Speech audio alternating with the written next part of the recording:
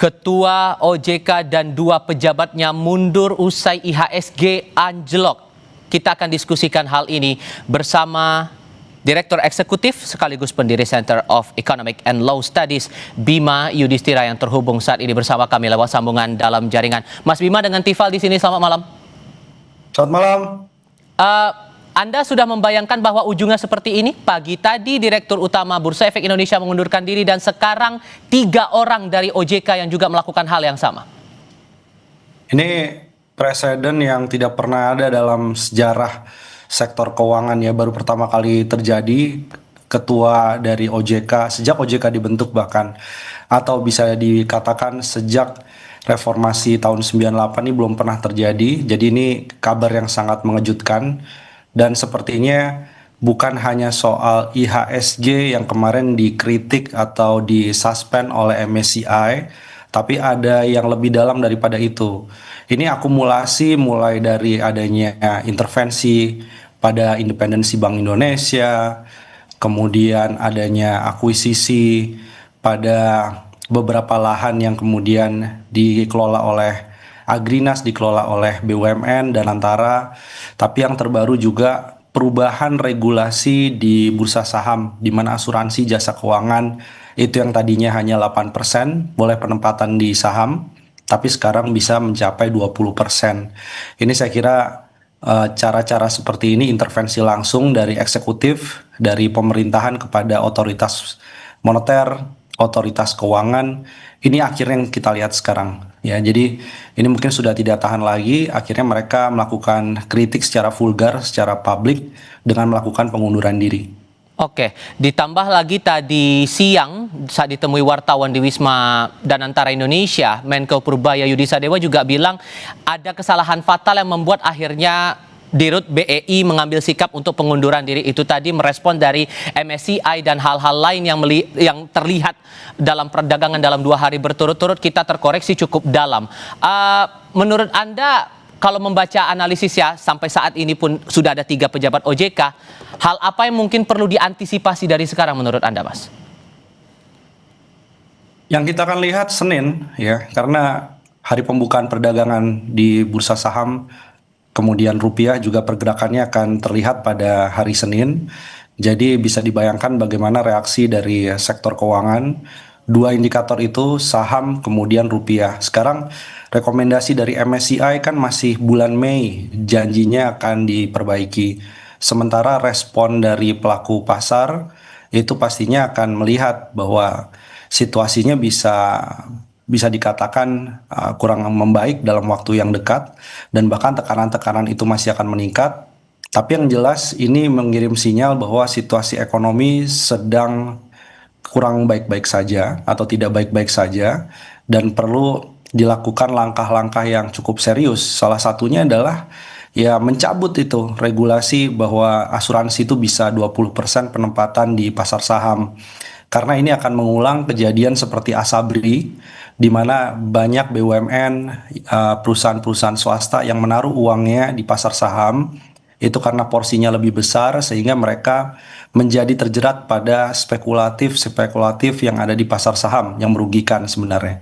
Jadi ini kan seolah ketika dana asingnya keluar, kemudian pemerintah meminta agar perusahaan ataupun BUMN jasa keuangan dan Antara itu menutup keluarnya dana asing.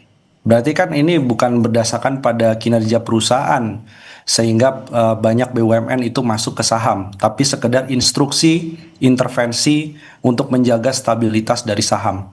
Maka minggu ke depan ini kalau tidak ada langkah-langkah preventif yang serius, langkah-langkah mitigasi yang serius, maka situasinya bisa diperkirakan akan lebih buruk daripada MSCI kemarin. Dan yang akan kena adalah nilai tukar rupiah.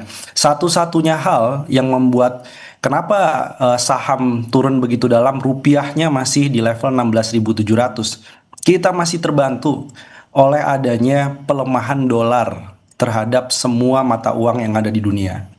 Tapi ini windfall yang kemudian bukan menunjukkan kinerja kita dalam mengendalikan rupiah bagus-bagus saja, bukan. Ini satu-satunya alasan karena dolarnya memang sedang mengalami pelemahan terhadap mata uang lain. Tapi begitu ada hal yang membuat dolarnya meningkat, maka rupiahnya langsung akan merefleksikan fundamental yang kurang begitu baik. Sehingga sederhananya Mas, bantu kami buat dipahami juga untuk kalangan awam soal hal-hal semacam ini.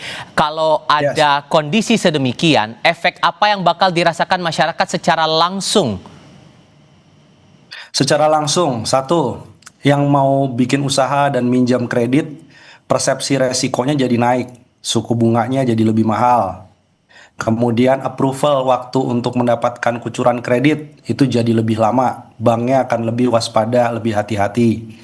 Untuk rupiah, kalau rupiahnya melemah misalnya, maka efeknya langsung akan terasa. Sebentar lagi Ramadan dan Lebaran, di mana biasanya orang-orang makan lebih banyak, berbelanja lebih banyak, harganya naik karena Ramadan Lebaran ditambah rupiah yang melemah, itu membuat barang-barang impor, makanan impor, barang-barang impor lainnya, itu harganya juga ikut naik. Yang punya bengkel, yang punya showroom mobil, kendaraan bermotor, setiap ada pelemahan rupiah langsung akan terasa pada harga jual yang lebih mahal. Sementara konsumen belum tentu siap dengan penyesuaian harga. Nah, itu dampak real langsung ke kita. Oke, melihat posisi 3 pejabat OJK yang mundur saat ini, ada Kepala Eksekutif Pengawasan Pasar Modal, Ketua Dewan Komisioner OJK, lalu ada Deputi Komisioner Pengawasan Emiten Transaksi Efek, Pemeriksaan Khusus Keuangan Derivatif dan Bursa Karbon. Melihat 3 orang ini yang menyatakan mundur hari ini, Mas, seberapa besar dampaknya untuk kinerja OJK ke depannya? Ya, ini apa yang menjadi persoalannya kan? Yang menjadi persoalannya kan, apakah ini hanya sekedar ketidakpatuhan terhadap rekomendasi transparansi MSCI atau ada yang lebih dalam daripada itu? Nah, saya kira kalau yang lebih dalam daripada itu, maka bukan OJK salahnya. Bukan OJK kemudian yang harus berbenah. Tapi yang harus berbenah itu justru dari pemerintahnya sendiri. Harus kasih pagar api, harus kasih firewall, batas. Di sebelah mana presiden itu bisa melakukan intervensi langsung. Menteri-menteri ekonominya di mana bisa melakukan intervensi terhadap OJK. Mana yang tidak boleh. Nah, ini kalau pagar apinya diterobos terus, maka OJK-nya juga berbenah. Akan dapat misalnya ya ketua komisioner OJK yang jauh kapasitasnya di atas Pak Mahendra Siregar, di atas Pak Inarno untuk anggota komisionernya. Nggak akan berpengaruh banyak karena problemnya adalah hubungan antara eksekutif, fiskal, moneter, hubungan antara eksekutif pemerintah presiden dengan eksekutifnya OJK ini yang lagi nggak harmonis. Jadi hubungan itu sumbernya dari mana? Dari dua sisi iya, tapi sekarang yang harus lebih banyak berbenah justru dari eksekutif pemerintahnya. Oke, meskipun kemudian dalam keterangan pers ini disebutkan bahwa pengunduran ini sebagai bentuk tanggung jawab moral mendukung terciptanya langkah pemulihan yang diperlukan. Apakah itu akan berpengaruh signifikan menurut Anda? Kalau untuk mendukung pemulihan, ya tidak perlu mundur, tapi diselesaikan apa yang menjadi PR. Kan PR-nya jelas soal free float, soal struktur kepemilikan saham yang lebih transparan. Itu yang diminta oleh lembaga yang namanya Morgan Stanley itu, yang mengeluarkan indeks MSCI. Jadi kalau masalahnya adalah hal yang sifatnya teknis, selesaikan tanpa perlu mundur. Nah, ini kenapa mundurnya rame-rame di Rut Bursa Efek, Ketua OJK, anggota komisioner OJK. Berarti ada hubungan yang nggak bagus komunikasinya dengan pemerintah eksekutif, dengan presiden, dengan Menko Perekonomian, dengan Purbaya mungkin. Jadi ini yang harus diselesaikan, bukan dengan cara mundur. Kalau mundur begini justru ini kritik. Salah langkah berarti menurut Anda? Ya bukan, saya menghargai mereka mundur. Kenapa? Karena mungkin sudah ada koordinasi, sudah ada dialog dengan internal pemerintah, tapi kelihatannya nggak ketemu titiknya kan? Pemerintahnya terus memaksa. Yang penting bursa harus stabil, BUMN dan Antara harus terlibat, regulasi bursa harus diubah. Siapa yang kuat ditekan begitu terus-menerus gitu? Oke. Walaupun kemudian ada nada optimisme juga yang disampaikan pemerintah dalam keterangan pers terakhir hari ini, Menko Perekonomian Erlangga Hartarto masih meyakini kelas kita masih akan tetap di emerging market, tidak akan turun kelas. Begitupun dengan Pak Purbaya, Menteri Keuangan menyampaikan dengan pengunduran diri Direktur Utama BEI tadi pagi, itu justru akan mendatangkan respon positif bagi pasar. Anda merasanya akan arahnya ke sana juga atau beda lagi nih? Ya, sekarang yang mundur bukan hanya di Rut BI, berarti harus ada press release kedua kan dari Kemenko Perekonomian, dari Pak Erlangga bahwa ternyata optimismenya masih ada meskipun mundur sebagian besar di OJK, pucuk OJK-nya mundur. Jadi dinamikanya sudah sangat berbeda dari sekedar merespon pengunduran di Rut Bursa Efek Indonesia karena masalah MSCI kemarin, bursa kemudian crash kemarin, dan sekarang ini isunya lebih daripada itu. Isunya adalah perlawanan dari internal OJK terhadap pemerintah yang dilakukan secara terbuka, secara vulgar. Nah, ini belum menyelesaikan masalah fundamental lain nih. Kita belum bicara soal defisit APBN. Kita belum bicara bagaimana program-program pemerintah yang dipaksakan itu juga membawa kekhawatiran beberapa investor di surat utang.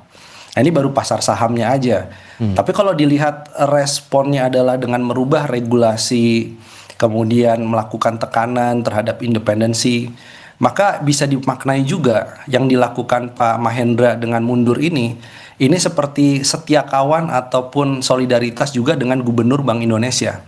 Yang kemarin harus menghadapi deputi gubernurnya orang dekat dari Prabowo.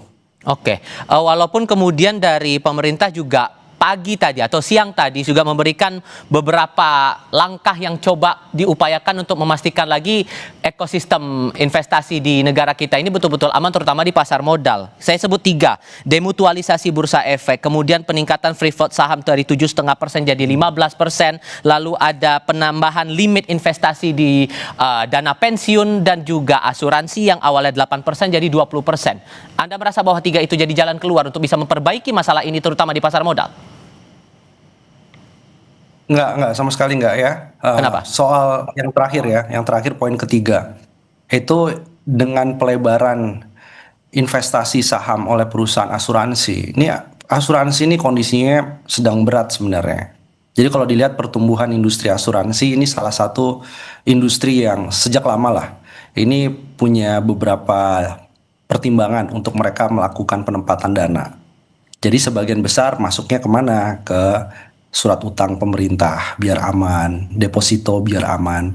Jadi begitu limitnya kemudian dari 8 menjadi 20%, maka perusahaan asuransi seolah ini dikorbankan oleh pemerintah, karena itu tentu usulannya juga datang dari pemerintah kemudian ke OJK, dikorbankan oleh pemerintah agar si perusahaan asuransi ini menggunakan dana dari premi yang terkumpul untuk menstabilkan bursa. Jadi harus ada seolah yang disacrifice, seolah yang dikorbankan. Ini nggak bagus buat industri asuransi, semua sudah tahu itu. Dan apa yang terjadi dengan terlalu besarnya porsi saham itu akan mengulang kondisi-kondisi AJB Bumi Putra, kemudian Asabri dan lain-lain, yang akhirnya membuat orang juga turun kepercayaannya terhadap industri asuransi. Jadi menurut saya apa yang menjadi solusi itu justru menjadi masalah baru. Nah, itu mungkin salah satu yang membuat ketua OJK-nya akhirnya mundur juga, karena ini resikonya terlalu besar. Kalau dipaksakan ada perusahaan ataupun industri yang harus menanggung capital outflow atau dana asing yang keluar ditutup oleh perusahaan asuransi. Oke, termasuk juga masalah mempercepat demutualisasi bursa efek dan penambahan free float saham itu juga akan memberatkan menurut Anda? Atau justru masih ada sisi positif yang bisa diperjuangkan untuk memperbaiki ini semua?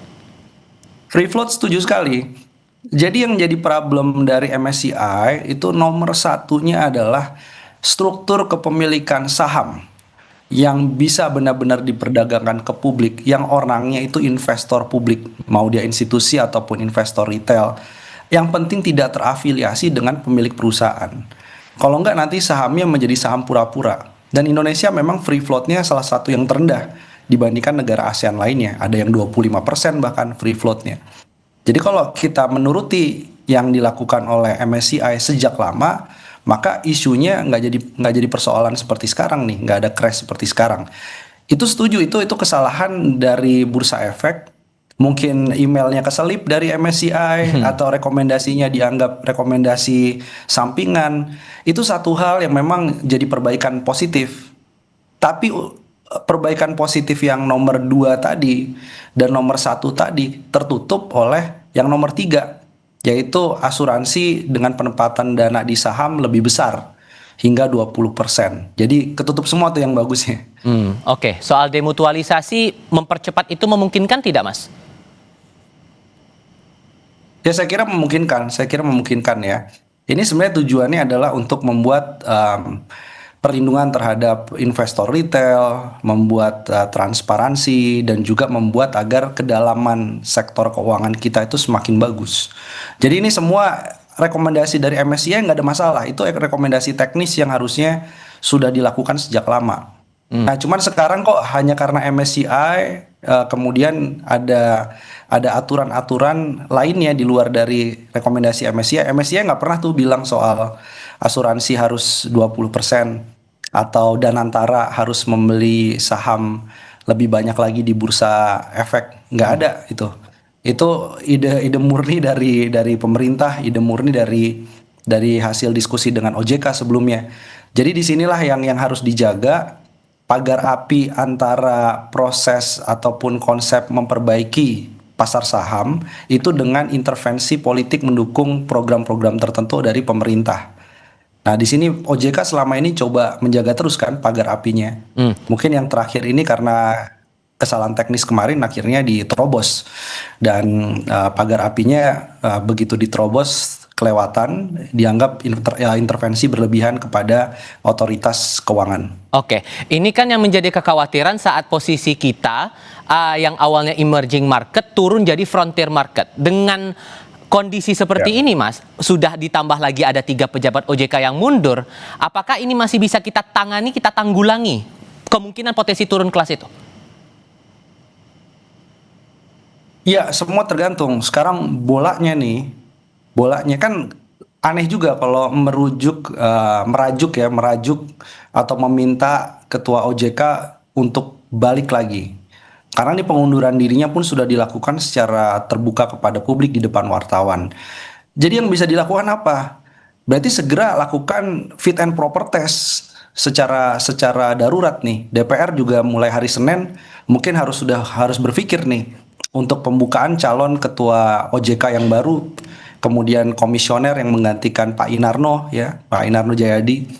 Ini harus segera dilakukan. Tapi di sisi yang lain, perbaikan hubungan antara OJK dengan Kemenq, OJK dengan Kemenko Perekonomian, dengan Presiden, ini saya kira penting. Jadi apa yang dilakukan oleh kita sebutnya triumvirat nih akhirnya. Triumviratnya siapa? Ketua OJK yang mundur, Pak Inarno, kemudian Dirut Bursa Efek Indonesia, ini jadi satu paket lah. Ini yang ingin dilakukan adalah tolong carikan orang yang mungkin satu paham atau selaras dengan kebijakan eksekutif. Kalau Bapak maunya begini kan, kira-kira gitu. Itu pesannya. Nah, jadi apa yang harus diperbaiki adalah perbaikan dari sisi sejauh mana pemerintah mau melakukan intervensi. Nah, nanti DPR yang menjadi penyeleksi dari fit and proper komisioner OJK yang harus diisi ini harapannya memang memilih yang betul-betul profesional. Jadi kalau Pak Mahendra saja yang sebelumnya mungkin banyak ya diafiliasikan dengan misalnya Pak Luhut, itu saja tidak mampu kemudian menjadi penyeimbang antara sektor keuangan dengan maunya pemerintah, maka ke depan harus benar-benar dicari yang pure independen. Dia bukan ada hubungan keluarga dengan presiden, dia bukan dari afiliasi partai politik sebelumnya atau mundur mendadak dari partai politik hanya untuk mencalonkan OJK. Jadi betul-betul dicari mereka yang punya kemudian kendali untuk selalu bilang tidak gitu. Oke. Kalau enggak nanti yang terjadi akan terulang nih kasus mundurnya orang-orang OJK ini. Padahal nih mereka orang-orang yang cukup baik. Saya kenal Pak Inarno juga di ISEI Jakarta. Jadi saya bisa bilang bahwa ini orang-orang ini bukan orang sembarangan dan mereka cukup berani untuk terus terang bahwa kami tidak kuat dan akhirnya mundur. Tapi dalam profil Anda ini mungkin saya bisa singgung juga soal 3 nama yang mungkin Anda pernah ajak komunikasi dalam berbagai kesempatan. Apa yang Anda tangkap dari perspektif Anda pribadi, tantangan OJK saat mereka masih menjabat, kondisi saat ini yang membuat akhirnya, ini cukup besar tampaknya OJK akan melakukan kerja-kerjanya sesuai dengan aturan yang ada? Iya, ini situasi ekonomi sedang kurang bagus, pertumbuhan kreditnya sedang rendah, tapi kan untuk mencapai pertumbuhan 8%, ini kan selalu tuh. Gimana caranya pertumbuhan 8%? Pertumbuhan ekonomi yang tinggi, ini pertumbuhan kredit gimana caranya? Termasuk yang terakhir, ini banyak sekali saya mendengar soal likuiditas 200 triliun yang disalurkan dari sisa anggaran lebih itu menjadi penyaluran kredit. Kan ini menjadi keraguan juga. Kok uangnya nggak bisa memutar pertumbuhan kredit seperti yang diinginkan? Uangnya kemana? Nah, nanti siapa yang bertanggung jawab? Kalau kemudian OJK diam soal likuiditas 200 triliun yang harus disalurkan, itu nanti yang kena adalah bank. Jadi bankir-bankir itu juga banyak yang merespon khawatir. Bagaimana kalau nanti likuiditas 200 triliun itu diminta lagi oleh pemerintah? Karena pemerintah sedang butuh, sementara kreditnya itu banyak yang menjadi kredit bermasalah, menjadi NPL. Ini tanggung jawab siapa? Bankir. Bankirnya bisa dikriminalisasi karena gagal menjaga NPL, kredit macet. OJK-nya juga nanti dianggap kok diem aja dari kemarin. Nah, padahal ini semua instruksi. Padahal semua ini adalah dorongan agar 200 triliun rupiah, bahkan lebih ya sebelumnya, itu disalurkan secara cepat.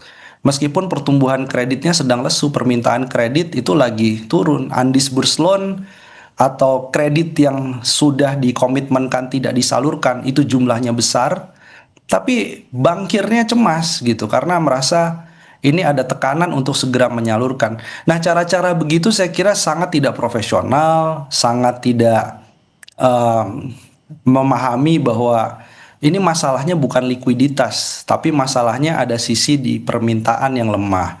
Mereka khawatir soal efisiensi anggaran sehingga permintaan kreditnya juga berdampak. Nah, jadi ada hal-hal yang membuat tidak nyaman begitu di dalam OJK, di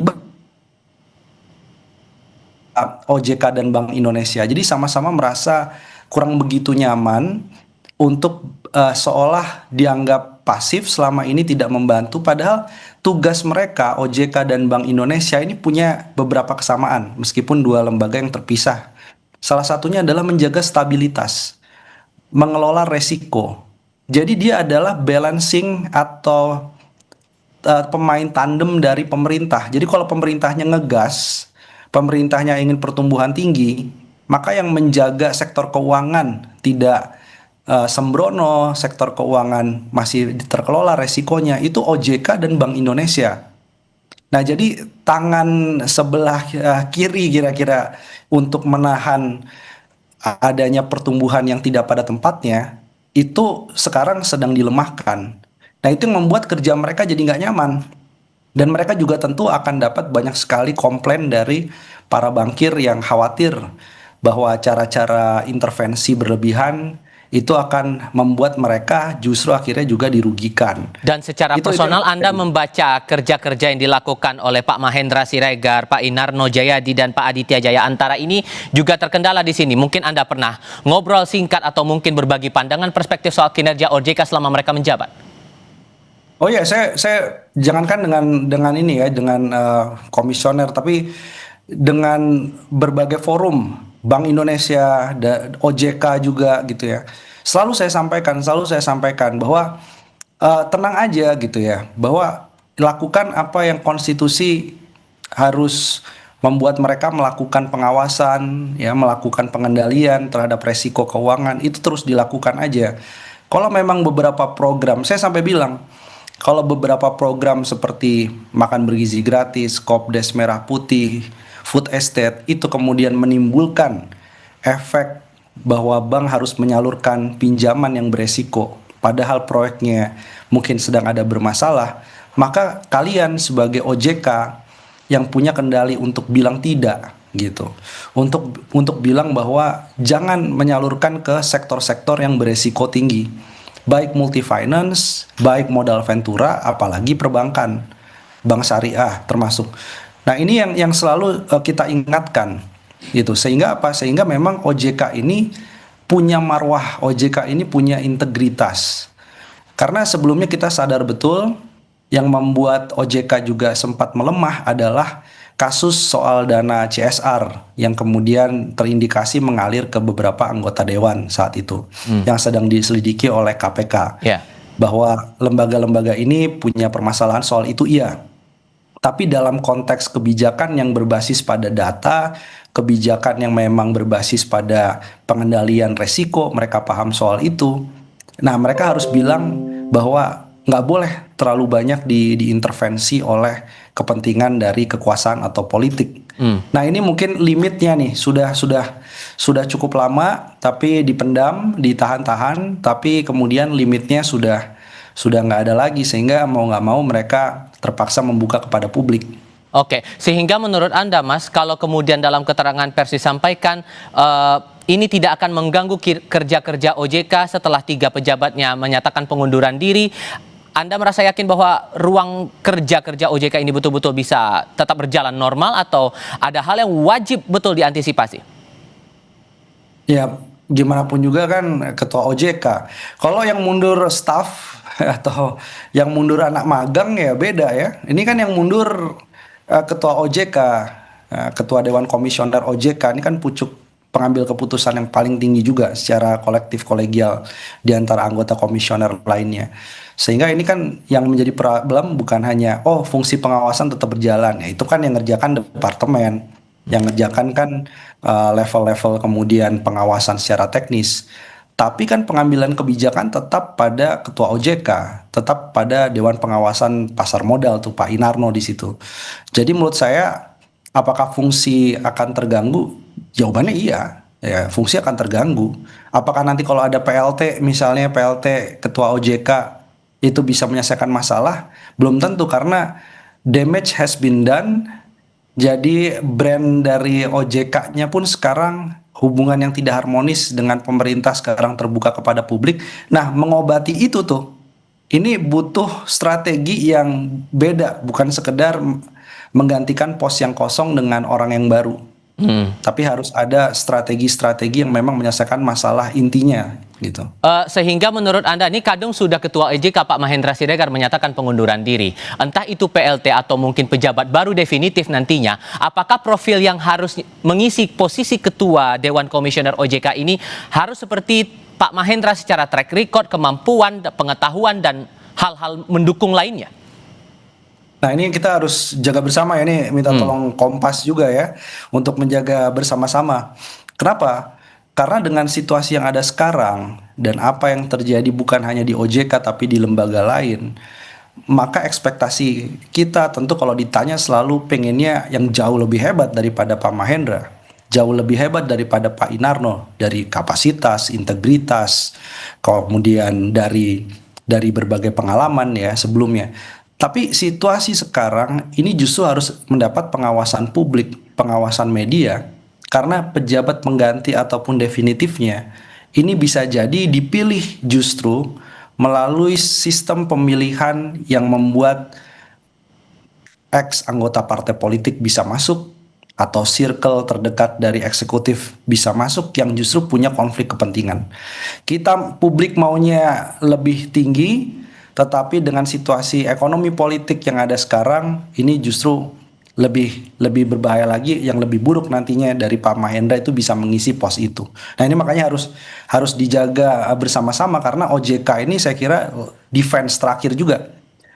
Selain Bank Indonesia, selain LPS, defense terakhir sehingga investor trust, pengusaha trust, perbankan trust terhadap jalannya sektor keuangan, nasabah kayak kita ini juga trust terhadap sektor keuangan. Ini kuncinya ada pada kredibilitas dan kompetensi dari pengurus OJK. Oke, saya harap Anda tetap bersama kami, Mas Bima. Kita masih akan diskusikan ini, termasuk akan ada pantauan langsung juga di beberapa titik merespons lagi Ketua OJK dan 2 pejabat OJK ini menyatakan mundur setelah indeks harga saham gabungan atau IHSG anjlok 2 hari berturut-turut. Untuk Anda, saudara, tetap bersama kami di Breaking News.